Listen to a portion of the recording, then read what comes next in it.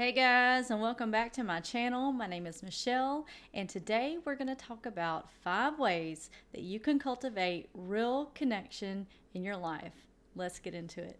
This is a time of year when we are going to be around family and friends, and we're going to have lots of get-togethers and parties. And I think it's really important that when we are together with family and friends during this holiday season, that we try to make real genuine connections. So that's the reason why I made this video today. So let's talk about what connection is. So connection is the energy that's felt between people when they feel seen and heard and valued in a conversation, and when they feel like they can give and receive without judgment. So I'm going to give you 5 ways that you can create real connection in your life, and the first one is be present. So whether you're at dinner with your family, or you just got home from work, or you're in the car with a child, or you're at a place with family, the first thing you want to do is be present by putting your phone away. I don't know about you, but I constantly feel like I'm in competition with the cell phone these days. So if you could just put your phone away and actually make eye contact with the person and say hello, that would be awesome. So make it a point to make contact with the human being that is in front of you before you get on your phone and start scrolling through social media or interacting with anything else on your phone through emails, etc. And when you go to genuinely connect with somebody, you want to look them straight in their eye and be present and ask, "How was your day?" And you let them respond. And you be genuinely interested in what comes out of their mouth. Ask them, what do they have going on in life? What's interesting in your life right now? Did anything exciting happen today? What was the most difficult part of your day? Anything like that. You want to generate a real connection. You want to get down to the real level of where this person is at today and what they're experiencing, and you just want to go deeper. And be engaged in the conversation. Don't have your mind elsewhere and say, "I've got to go do this. I wish they'd hurry up and finish talking so I can go do this." Don't have your mind in other places that, you're just doing this because Michelle said to try to make genuine connections. No, do this because genuine connection is really needed in your life. No more of this fake shallow stuff of, "Hey, how you doing?" and, bypassing people when you get off work. Make a conscious effort to be in someone's life, because really at the end of the day, people just want to be seen and heard, and they want to feel valued. Number 2, stop talking about yourself. Nothing turns people off more than when you're constantly talking about yourself during a conversation.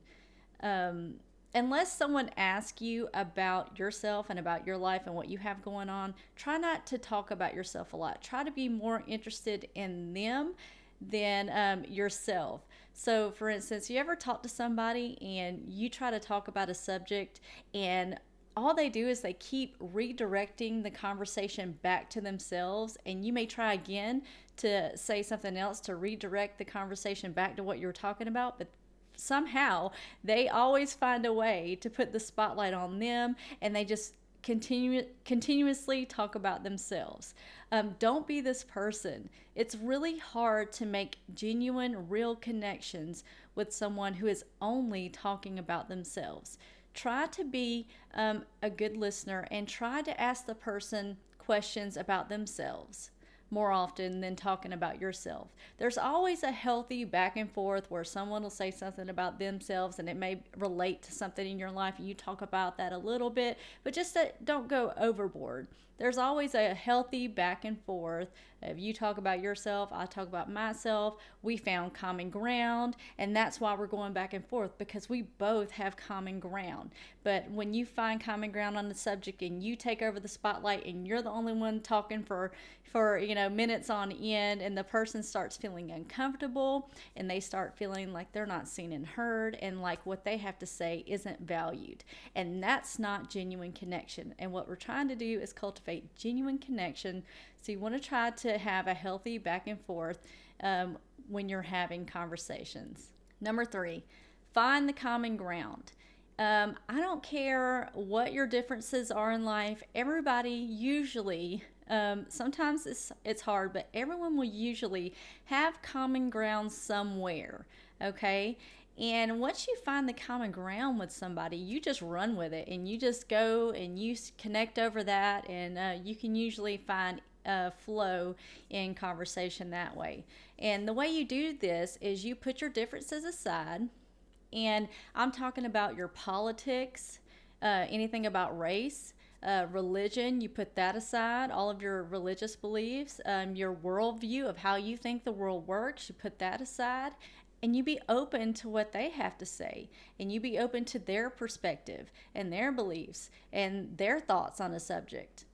You don't want to judge them. You don't want to try to bring them over to your side. You don't want to try to educate them. You don't want to try to change the way they think about something. You just want to have an engaging conversation with them. So these are some of the most stimulating conversations, because when you can have two people that are open to other perspectives without judgment, and who are able to hold a conversation without getting angry or upset, and who are able to, speak reasonably and logically and just go back and forth, and who are open to other people's perspectives and the way they view the world. These are some of the most deep and inspiring conversations that I've ever been in. Number 5 is be open and speak authentically. There is nothing more boring than a person that's trying to be agreeable with everyone. We want to know your opinions. We want to know all the interesting parts about you. We don't want you to edit yourself, because when you edit yourself, you come off as inauthentic. And I'm not saying to be rude. I'm not saying to speak openly and be rude to people. No, I'm just saying try not to edit the cool, interesting parts of yourself during conversation, and you'll see that the conversation will open up way more than it would have, unless the other person is uncomfortable about speaking about certain things. Then you can kind of feel your way through and navigate it. But more so than not, people will open up and bloom up when you start showing these parts of yourself that you've kind of kept hidden away. Yeah, just show the people the real you. How are you ever going to make genuine connections in life if people don't know who you really are, what you're really into, what you enjoy talking about, what you like? Reveal all those interesting, intricate, weird parts of you. That's what's going to create genuine connection in life. And when genuine connection happens, you're going to know it, because you're going to feel, it's going to feel easy. The conversation's going to flow. You're going to feel connected. You're going to feel lit up. The conversation is not going to feel forced. Everything's going to feel open. You're not going to feel judged, but rather you're going to feel accepted and understood. And that's how you know you're making genuine connection. But what about when you don't feel like this? Well, when you don't feel like this means there is a disconnect somewhere. So number 5 is this is a vibrational mismatch. And what do I mean by that? Sometimes you'll come across people that to you are just way too positive and way too high vibe for you, or too high strung. And that's where the disconnect is. And maybe you need to raise your vibe a little bit in order to connect with them. And then sometimes you'll come across somebody that has that is too negative for you, or they're too low vibe. And it's hard to connect with them because you're kind of not on that level. You don't really know, you don't really enjoy complaining about life and complaining about the bad parts of your life. That's just not your thing. And so in order for you to connect with this person, you're going to have to go down a few notches and start looking at all the terrible things that are going on in the world and in your life in order to make a connection with them. So in this case, it is definitely a vibrational mismatch. Sometimes you'll come across people and they will feel fake and disingenuous, and that is because they are being fake and disingenuous. These are people that are hiding their true feelings about themselves. So there's some times where you will come across someone and you'll be trying to have a conversation, and you'll kind of pick up that there's something that's not genuine. They're not being authentic, and it's really hard to make a genuine, real connection with someone who's just being fake or trying to be nice to you, but really deep inside they don't like you. So that's definitely a vibrational mismatch there. And then sometimes you'll come across people who are just trying too hard. And when you're trying too hard, that is a turnoff for people. And it's hard to make a genuine connection because you're trying too hard. Try to drop importance and you'll make a connection faster that way. And then there'll be times where you're trying to make conversation with people and connect with somebody, and that person is just turned off. They are just off and they don't want to engage.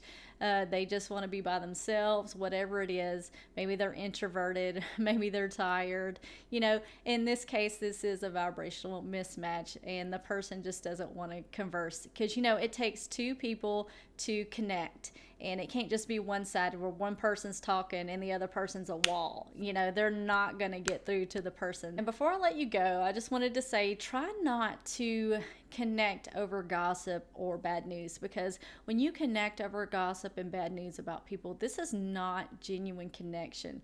I don't know what it is, but it's not a genuine, real, lasting connection. It's very shallow, and it doesn't last long from my experience. In my experience, I find that I connect better with people who are able to talk about ideas and who are able to talk about certain topics and books and positive aspects, positive things in life, anything like that. So just try to be careful about what you're realizing that you're connecting over when you do feel like you're making a genuine connection and you do feel things are flowing. Make sure it's not flowing, the conversation isn't flowing because you're like talking down on someone and you're talking all this bad news. Okay, so that's all I got for you guys today. I really appreciate you watching my videos. If you have not subscribed already, if you could please subscribe and hit the bell so you can get post notifications telling you when my next video is live. And I hope you'll use some of these tips and you can cultivate some real connection over the holidays this year. And I will see you guys next week. Bye bye.